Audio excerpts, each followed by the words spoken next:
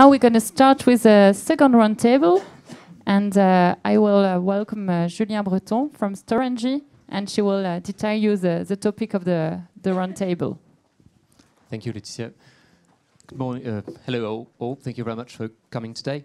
And can I please call with me on the scene Richard Applewhite and Eddy Kuperus and Arnaud Reveillere and Grégoire Hevin, please. Take a seat. Yeah. Everything's fine.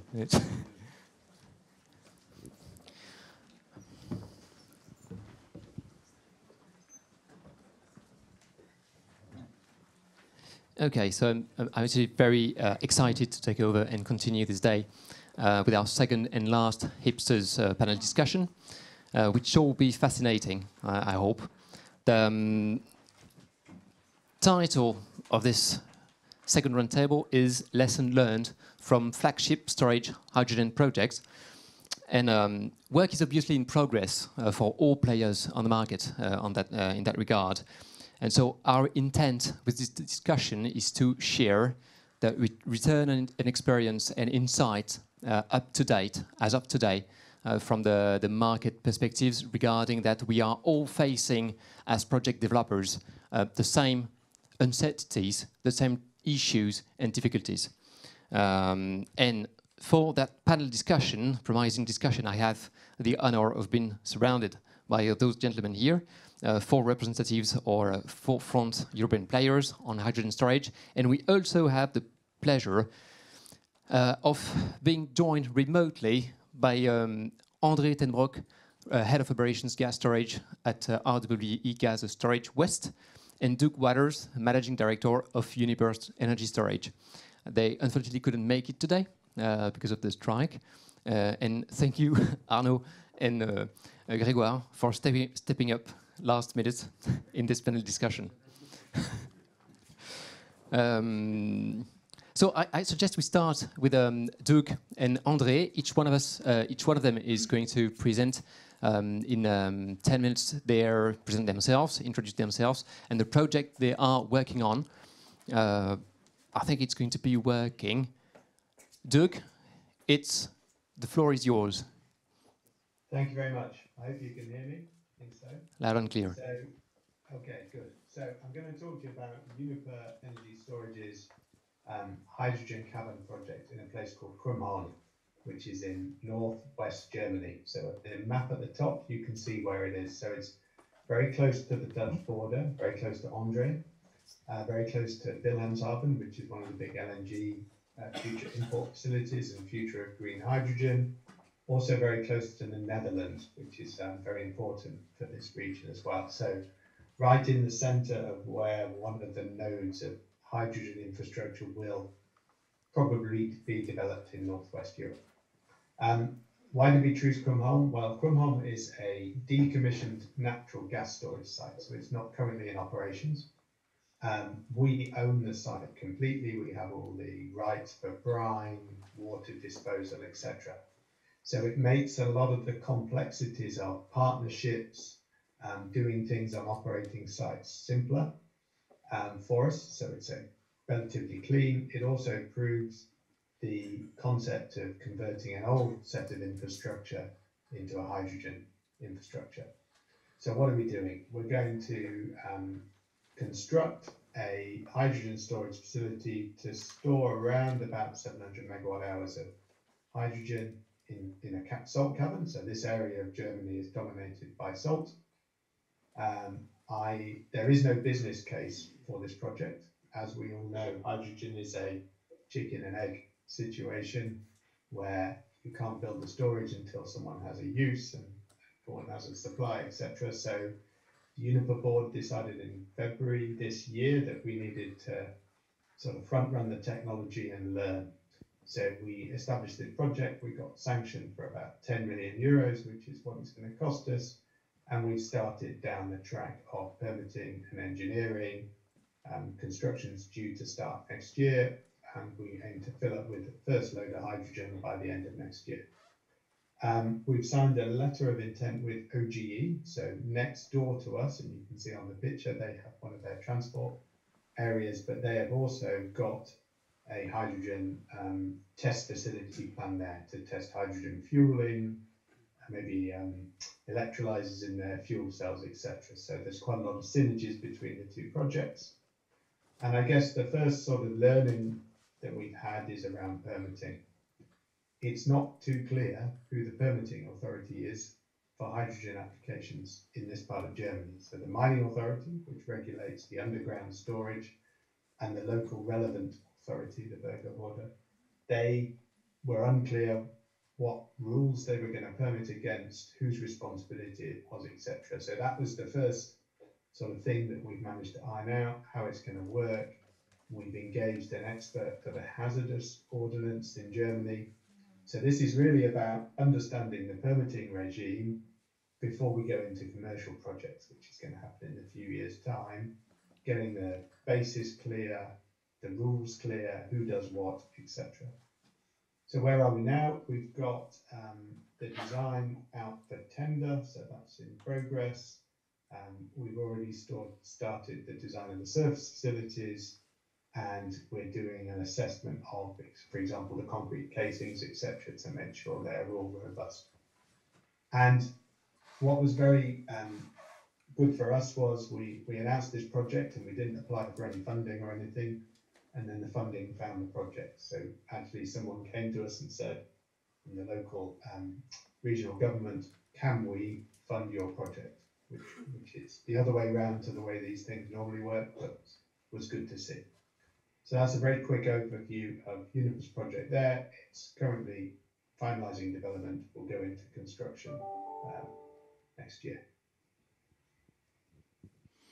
Hopefully that was okay. It was perfect. Thank you very much, Doug. Thank you very much for taking the time and your flexibility, despite not being able to be here today, to showcase your project. Now, the next person to showcase the project is André from RWE. André, the floor is yours. Thank you very much. Hello, everybody. Sorry for not being in France. Maybe next time.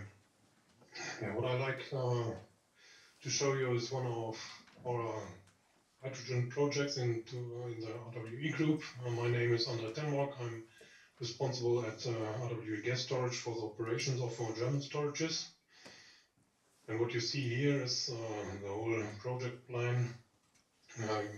We're starting at one of our power plants in Lingen. It's in operation power plant where we will install several electrolyzers to produce the hydrogen that will be injected into a network that is operated by several German TSOs, and they will reuse existing gas pipeline systems and build some new connection lines to transport the produced hydrogen from the electrolyzers to refineries and to chemical installations in the Rhine area. And later on, you see it on the right bottom, then also to the steel industry named Salzgitter in the later future.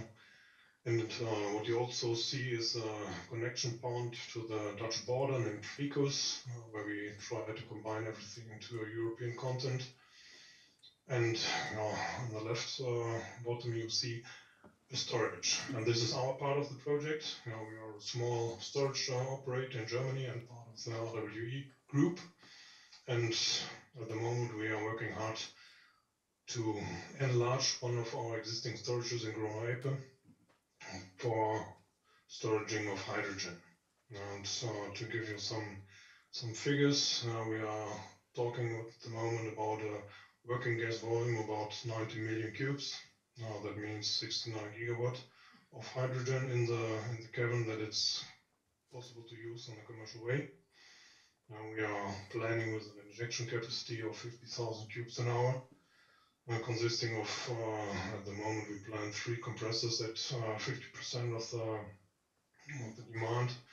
The same on the withdrawal side. And the specialty for this project is that we are extending an existing storage Now we already operate with natural gas, and that we will also operate in the future with natural gas during this project. But we are planning with completely new installations. Now not much of the existing installation will be repurposed. Now we are planning with a new cabin, we are planning with completely new installation, so that we can be sure that the design is suitable for the treatment of the gas that we see at the moment, due especially to the high quality that is recommended by our consumers. Yes, and to get an impression what we do at the moment, or where are we now? We are in the first steps of the permitting system. In Germany, permitting is running under the federal mining law, and at the moment it's not so clear how it has to be done. We found a good solution together with our authority, how we expect that it will run for our project, because we have an existing permit that we can reuse for that. But in general, there is a new land, and we have to gain experience with that. And on the facility side, we are in the last discussions with suppliers for the compressors and also for the gas treatment installations. And what is also, it is an IPSTER project. That means that we asked the European Commission for subsidies, and the subsidy process is going on and causes a lot of work, and a lot of information is requested. And at the moment we don't have a final decision that this project can be done in that way.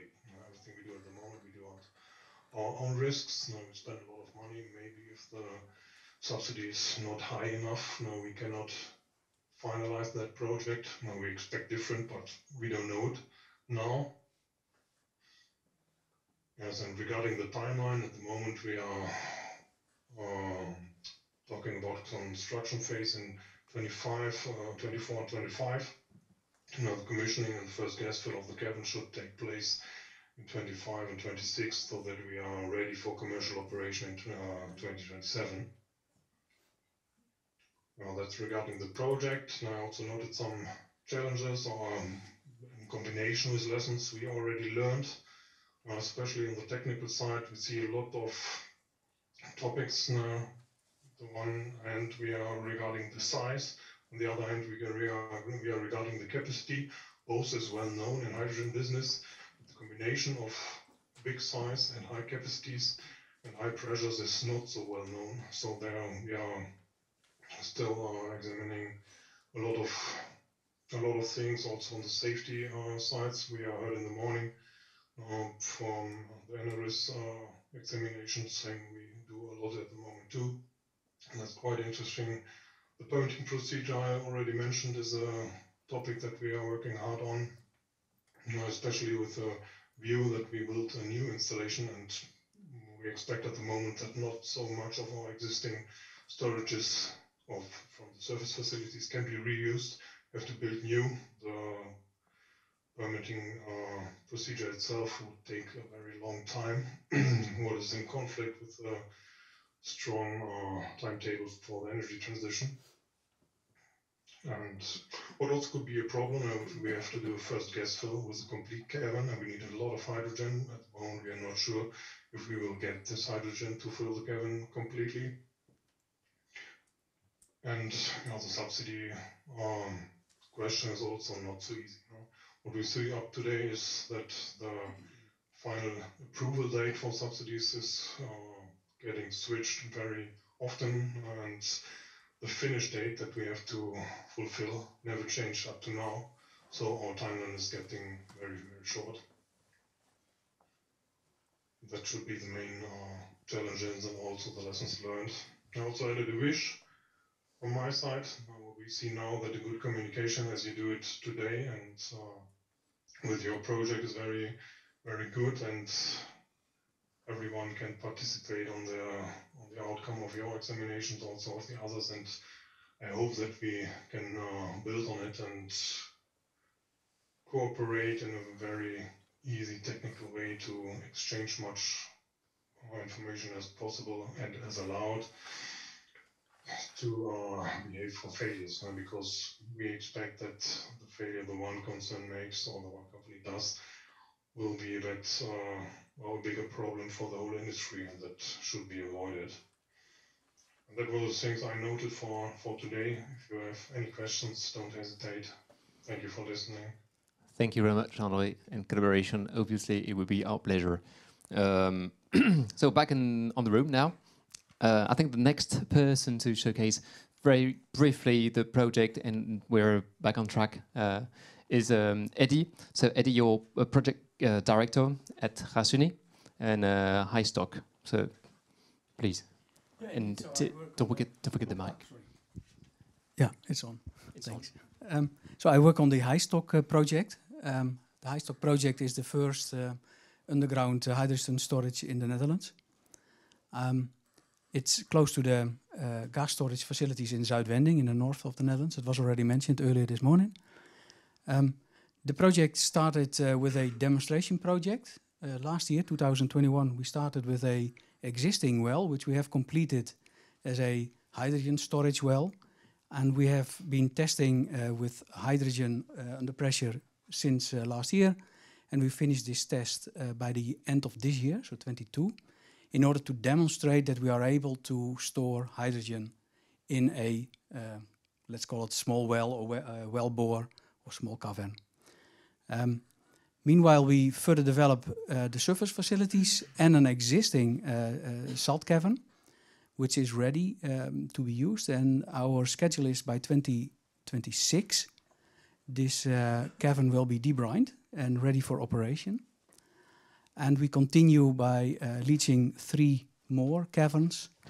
And our schedule is to be ready by 2030 to have our full project ready for hydrogen storage. Thank you very much.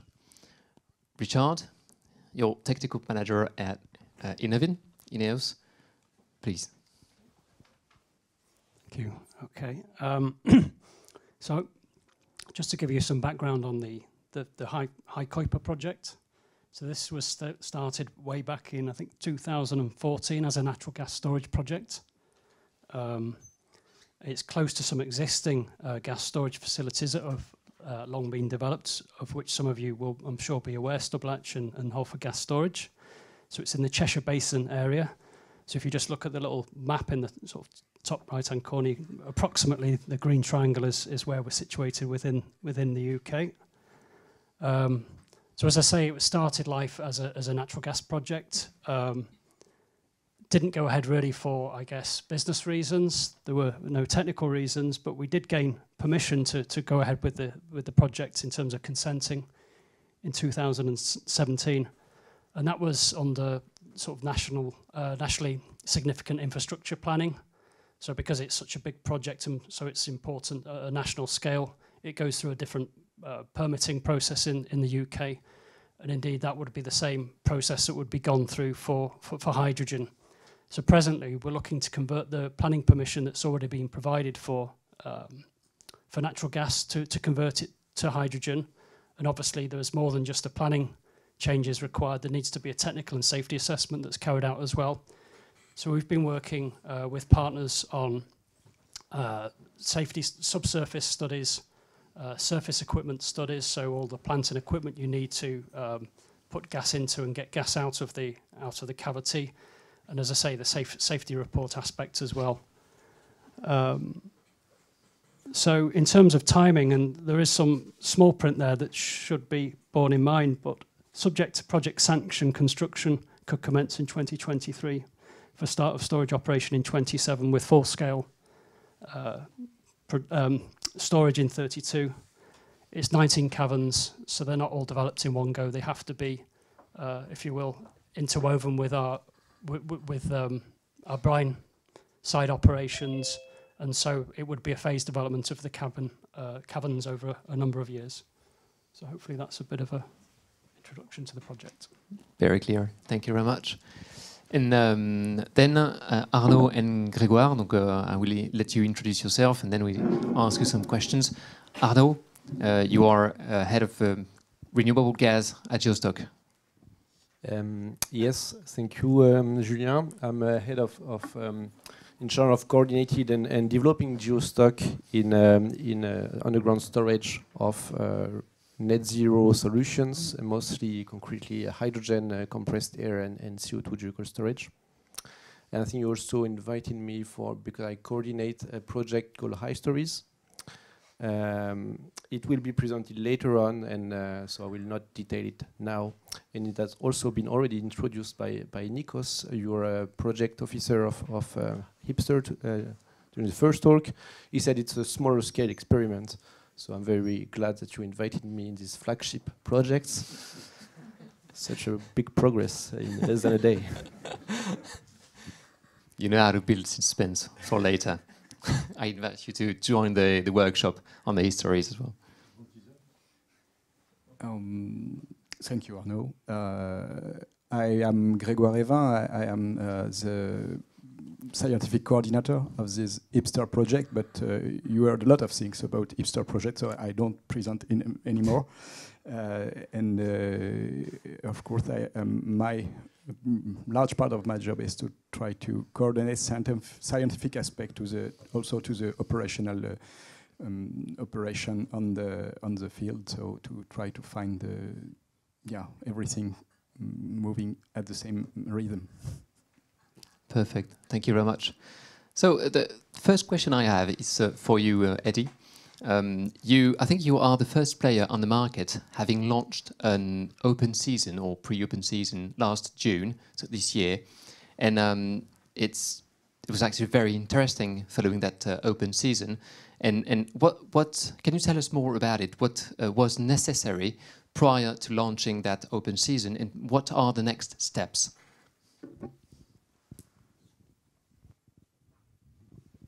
I hope it works like this. Yeah. So indeed, we started with an open season because no hydrogen storage without hydrogen. And we heard already earlier chicken and eggs. Well, that is valid for the hydrogen storage as well.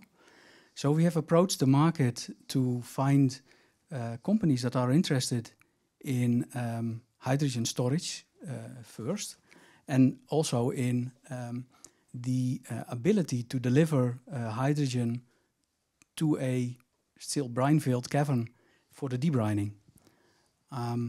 This was the market consultation. We have had quite some interesting contacts.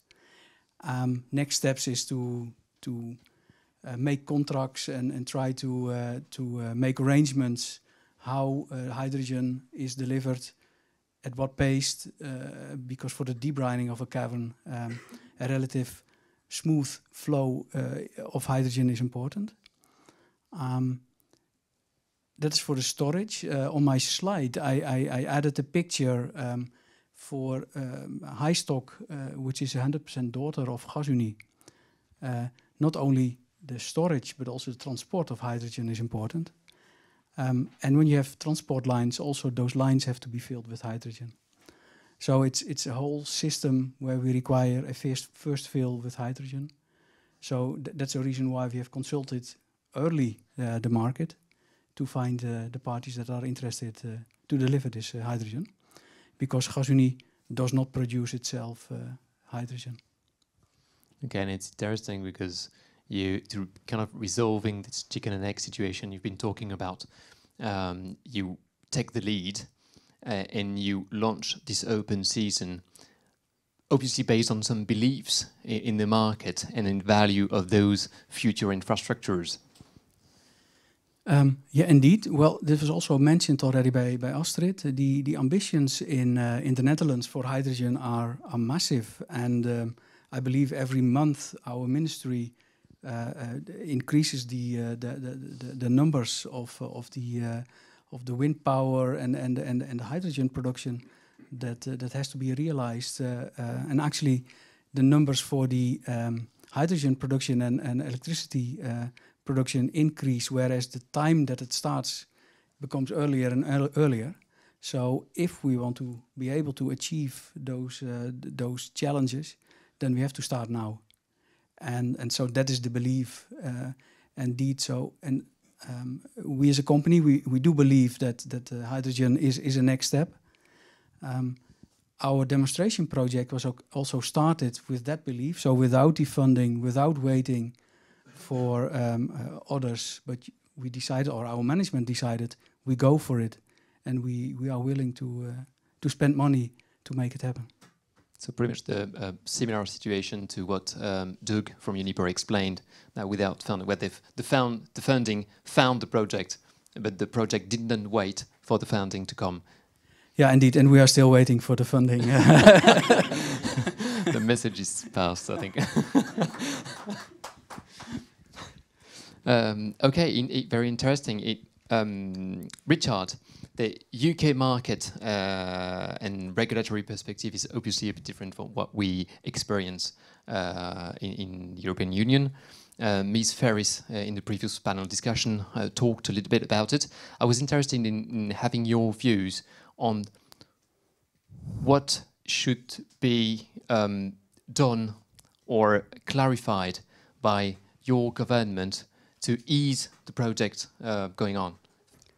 I think presently, I should just make clear, I'm a technical person, not a kind of a market-orientated person, or that's not my role. But as has been previously stated, I think the business model for storage is not meant to be defined until 2025, whereas the current timescale for HyPSTER in particular would have us constructing the caverns next year.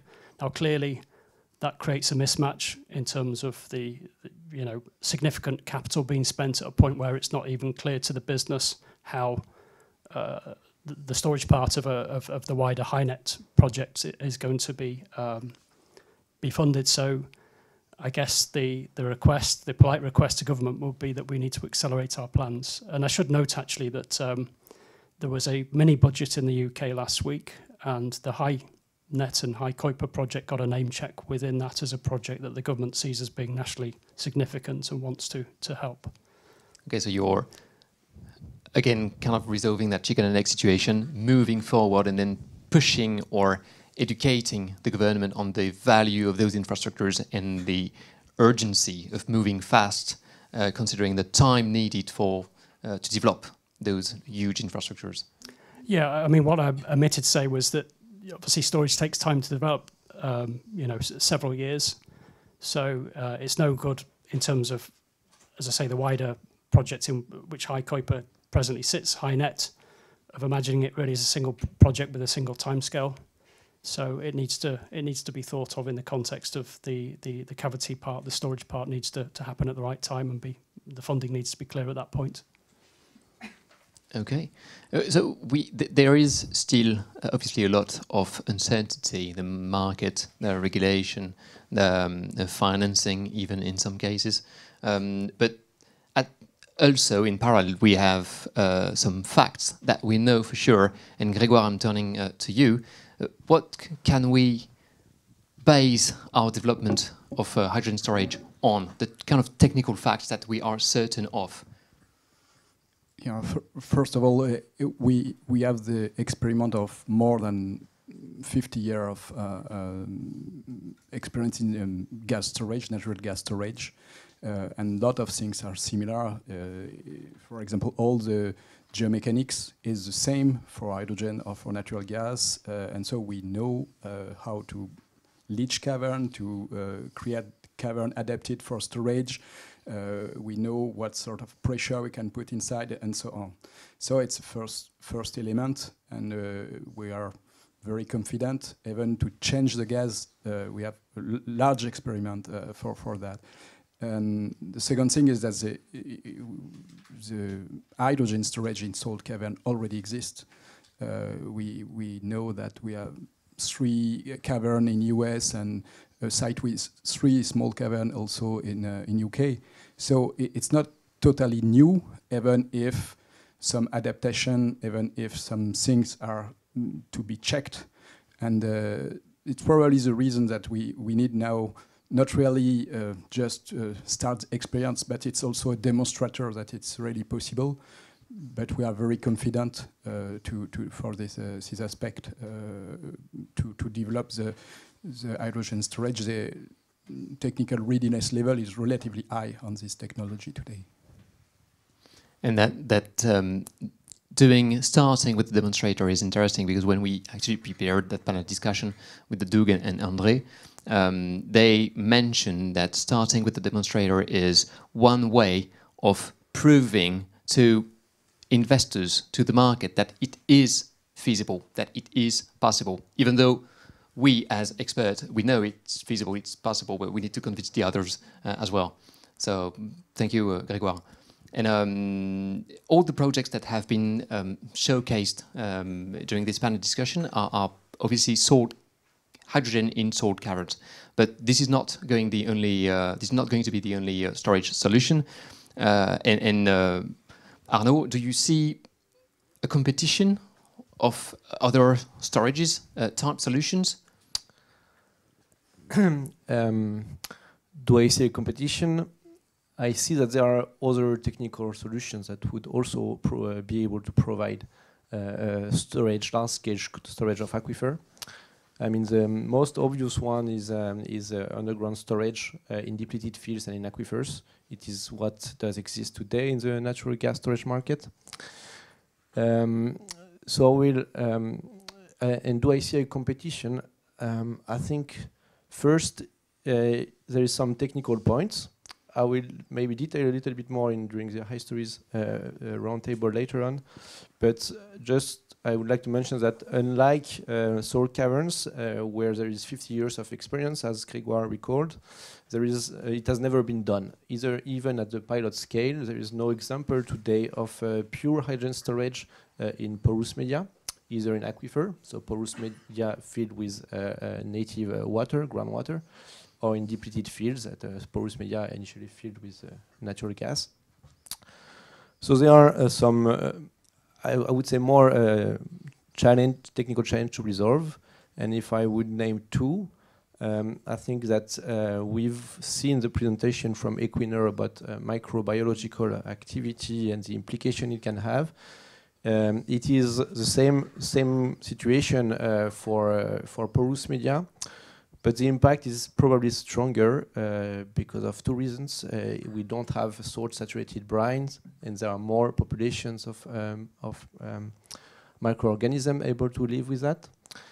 And also the contact, microbiological activity takes place at the interface between the gas and the water phase. And this surface of contact is quite flat and well delimited in a salt cavern. In porous media, it does exist in every pore, and it's much higher, so it's more prone to this activity.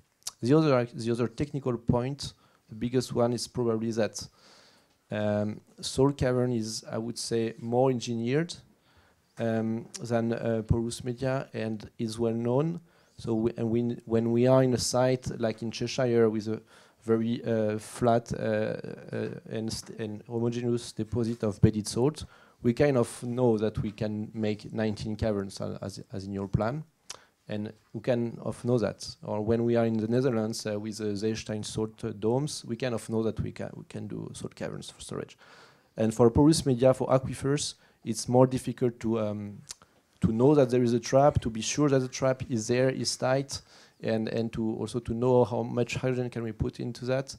It's not as obvious, and it takes much longer to characterize. So these are for the technical point. There are also the market points. Please, yeah. Okay. I was about. If I don't take too much time. The timeline for development of this kind of solution, and maybe if there is also, or if there are specific areas where we would see more salt caverns, and other areas where it'd be other type of storages. And then if we overcome these additional technical difficulties, then we have the competition, which was your initial question. And I think both are probably answers. They have slightly different characteristics. For instance, first, we cannot make both in every country. For instance, in Italy or in Austria, there is no salt, and there is potential for porous media storage. So in some countries, it will work like that if they want to make storage in their own country. And also they don't have the same cost structure. If you want high flow rates, it takes, it's more expensive in porous media. You have to drill a lot of wells. It gets more expensive. Salt caverns, you have to create a cavern where you store, where in porous media you don't really, you take it. So the cost structure of the two are different, and this leads to a different equilibrium. And if you look for high frequency fast storage, salt caverns are more interesting. If you look for very long-term seasonal or even more than that storage, porous media is very interesting from an economical point of view.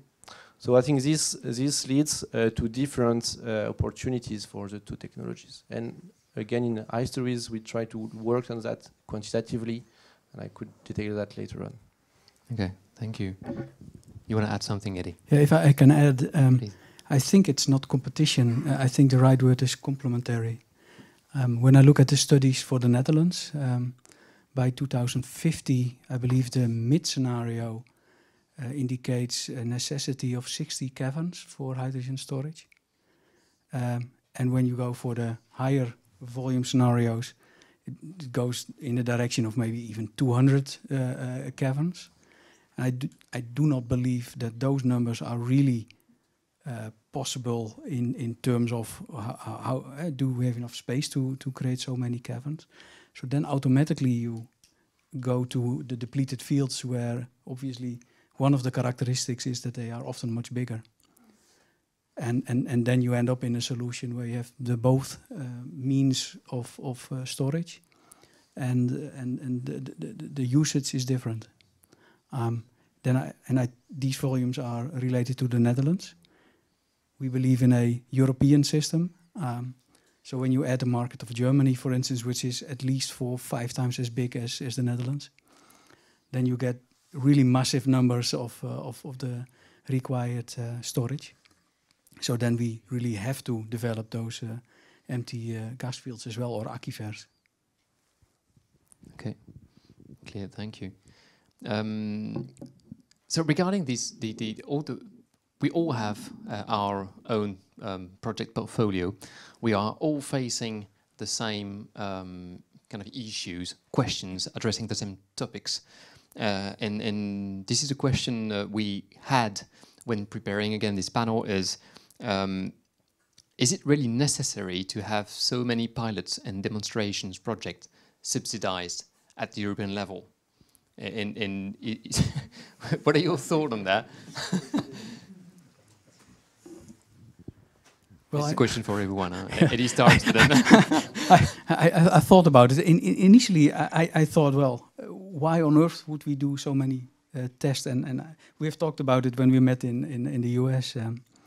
But then later I thought, well, maybe it's good to have more demonstration projects, because one test is just one test. And maybe it's good to add the results and communicate about the results of the different tests.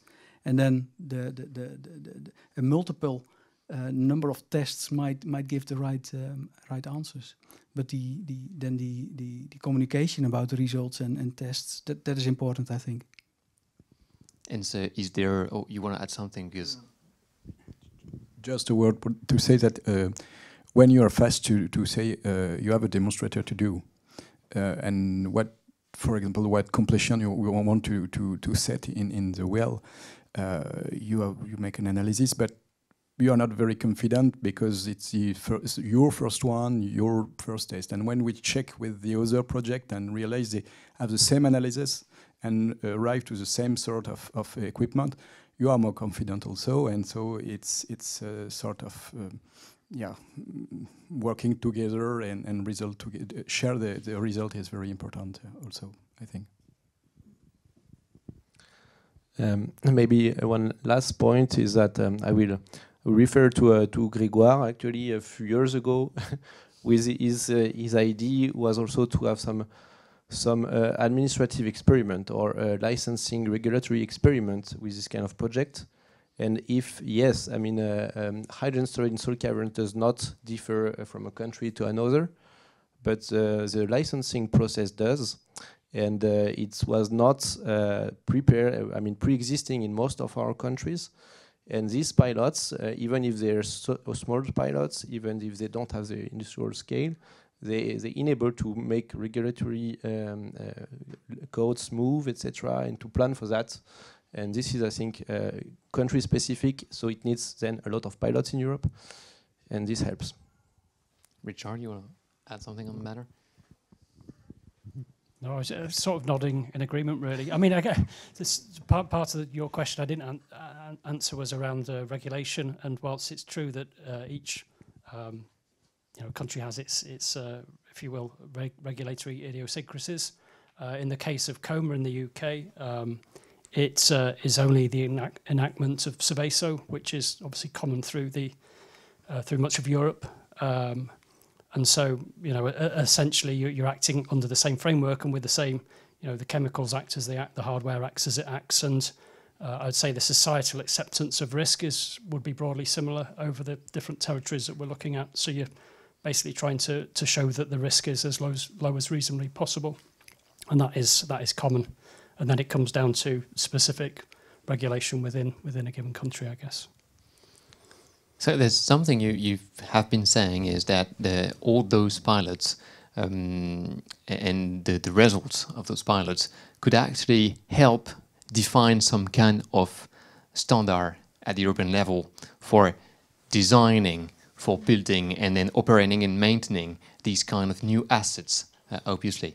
And what are the stages of this kind of discussion today? Is there something that is done, or is just individually we're all trying to kind of educate our authorities and that kind of thing? Well, at least there is a TKI, Task Force 42, I believe, tries to make an inventory of all the experience in hydrogen storage. So there is definitely initiatives to gather knowledge, and all with the idea to come up with design rules and some European ruling that helps designing and operating in a safe manner these hydrogen storages. So yes, there is initiatives, and of course today is one of the initiatives as well to share information and get to know each other and that kind of thing. Yeah. No, nothing else to add. Okay, clear.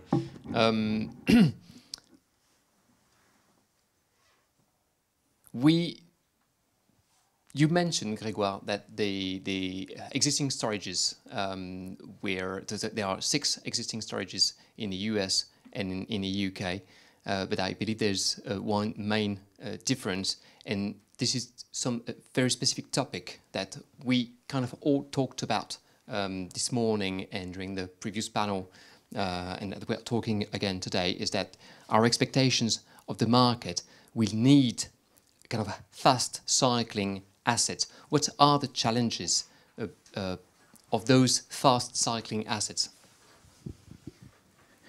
Yeah.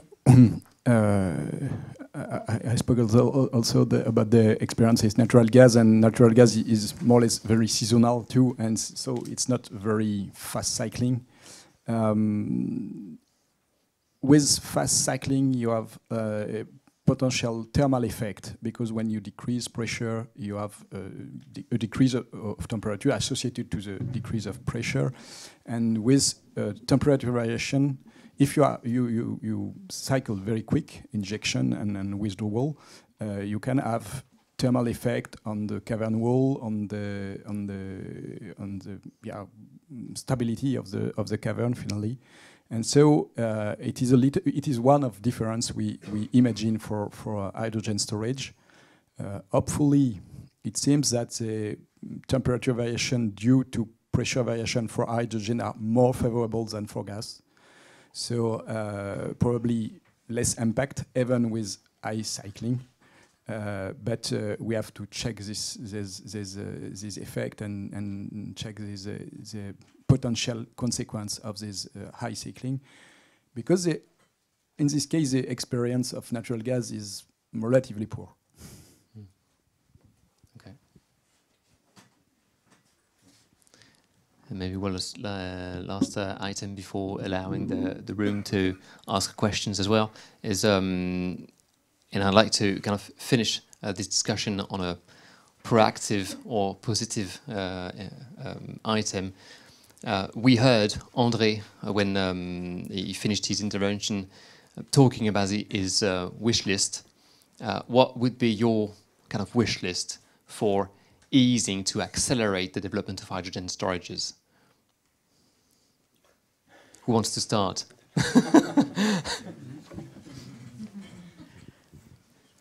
The topic that takes the majority of my time is permitting. Yeah. So I would be happy if there would be a final non-changeable permit in the pocket.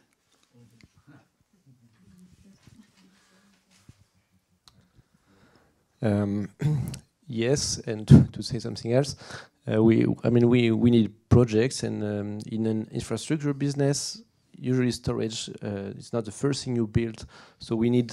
I'm convinced we will have underground hydrogen storage if we have this hydrogen economy at the surface. So we need this hydrogen economy at the surface to happen too, and then we will have cases for storage. And that relates to what Amir or Sharafi has said before. Yeah.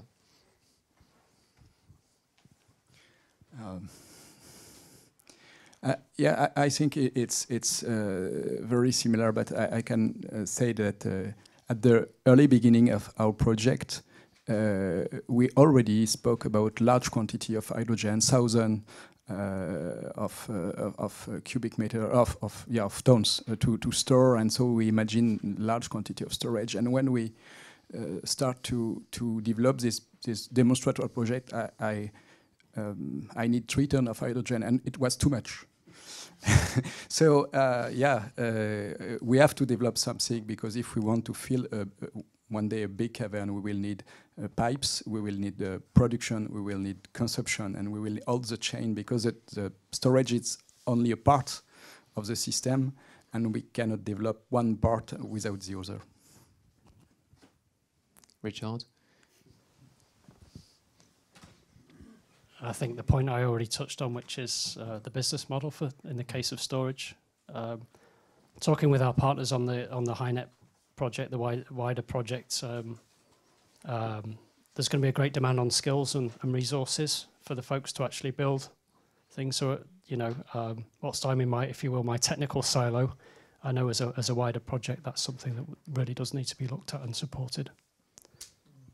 Okay. Brilliant. Thank you very much to all of you. I believe we still have time for a few questions, if there is.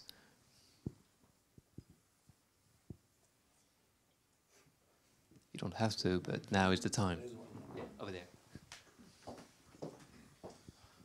Something comment. Just to complete what has been said by Arnaud, there is a third technology of storing in lined rock cavern. Salt is not existing anywhere. In North Europe, for example, you don't have salt. And in this way, you need to develop lined rock cavern to store the gas.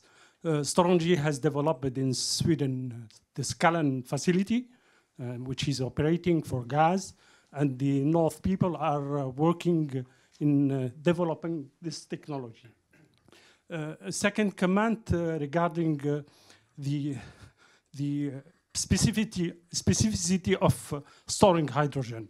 Hydrogen is a small molecule which has specific physical properties. Grégoire said when we cycle fastly, we develop some damage to the salt, what we call in our technology or in our scientific, the dilatancy phenomena. So we fear that small molecule, if you have some damage, we can fear kind of diffusion of this small molecule in the salt itself, which is normally tight enough and inert. And we are working in our school on this problem to try to understand it at least, and to check if the problem exists really or not. And the third thing is aquifer or porous media. Generally, they are not adapted for fast cycling. They are adapted for seasonal cycling. And if you want to store pure hydrogen, salt cavern is more suited for that, or lined rock cavern is more suited for that. Is there any one of you want to comment? Thank you, Fauzi, for these comments and more than questions, actually. But just to comment on your comments, yes, you're right for line mine caverns, and but it's at more early stage, and you're right, it's possible, but it's more early stage. About the size of the molecule, it's something that often comes out, and I just want to talk a little bit about that, because to me it's not such a problem. First, the size of the molecule, so H2, 2 atoms, it's 70% of the size of the CH4 molecule. So it's not like orders of magnitude difference. If you look at the molecule, not the atom, the gaseous molecule, it's not that different. And then anyhow, the size of the molecule does not appear directly in any of the transport mechanisms. It's more, I mean, if you're looking at porous transport with Darcy's law, viscosity is at play, but not really the size of the molecule. And you're right. I mean, Paritech actually works on that, and there is this paper from Murad Aboushaya that is quite clear also about that. But is not saying that there is an issue with hydrogen. And for permeation in salt that was mentioned, it says this paper that salt halides being ionic crystal with different charges and between Cl and Na. Protons cannot penetrate this kind of crystals. There is no penetration of protons, for instance, in salt. It does in metals. We have the issue with embrittlement, but it does not in ionic crystals like salt. So to me, the size of the molecule, it's not that different, and it's not such a big technical question. The problem is when you have salt which is damaged, because the paper doesn't deal with damaged salt. Yeah, so you're right. And it's a permeability of salt. As you know, it's a field that is very big, and it has been developed mostly for around abandonment questions. There are some people familiar with that. And transport mechanism for damage salt takes place mostly at the grain boundaries. And then we find the more or less Darcy mechanisms, and it has been proven, including in an ETRE test with Gérard Durup, so very close from here, decades ago, that Darcy's law applies in salt. And in Darcy's law, well, you've got a proportionality between a velocity of the transport, pressure difference, and in between a coefficient split in two, a permeability, salt rock property, and a viscosity. So that's it, and it does impact the fluid in the viscosity term. So okay, it is there, but it does not change everything. We can have models for that, and thank you. Yeah. You had a question, and then Sarah there. Yeah. Thank you for this very interesting presentation, and I would like to pose a question on a very specific compartment of hydrogen. You know, the inverse Joule-Thomson effect. Do you study this also and is this somehow impacting also on fast cycling the temperature profile? Can you give a word on that?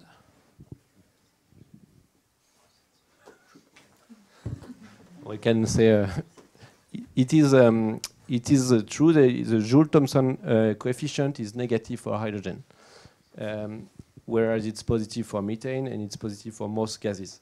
So it's quite unusual, and it means that in an isenthalpic, so no thermal exchange with the outside, when you decrease the pressure, you would increase the temperature, unlike most other gases. And we have codes, I mean, Storengy, Paritech, Locas from Bois Consulting, and Geoscience. We have one code to model this thermodynamics in the salt cavern. And this coefficient is an input. It is it's negative, but actually we don't have isenthalpic pressure decrease in a salt cavern. So we find a behavior that is quite similar when the temperature, when the pressure in the cavern decreases, when you withdraw, temperature also decreases, but as Grégoire said earlier, in a lower magnitude. First, and I can add on that for the test that we have done, the demonstration project, but it's not finished. But we do observe exactly this. So this effect of the negative Joule-Thomson effect is hardly or not visible when you fast change the pressures in a demonstration well. Eddy, I have a question to the chicken egg problem. When your cavern is ready, it's complete filled with brine, and then you have to put brine out to debrine it, and then you need a lot of hydrogen, between 10 and 20,000 cubic meters per hour continuously. Is it possible now? You need a electrical capacity for the electrolyzers from 50 to 100 megawatts for this mass flow. At this very moment, it is not available in the market. So we do the debrining in 4 years' time, 26, 3 years' time. So we assume it will be there. Yeah. And then I believe there's one last question here. Thank you. I just wanted to shortly comment on the question regarding Joule-Thomson effect. We have the Joule-Thomson effect included in the CAF pool model, and I think it should also be included in the LOCAS. It is relevant in the within the well. And so it is, when we do the fast cycling simulation, then we have this within our modeling. And it is very small. So the temperature differences is small, especially compared to the heat exchange with the surrounding during the traveling of the gas from cavern to the well, to the head. That's it. Thanks. Well, thank you very much to all our panelists in the room. I think we can give them a round of applause.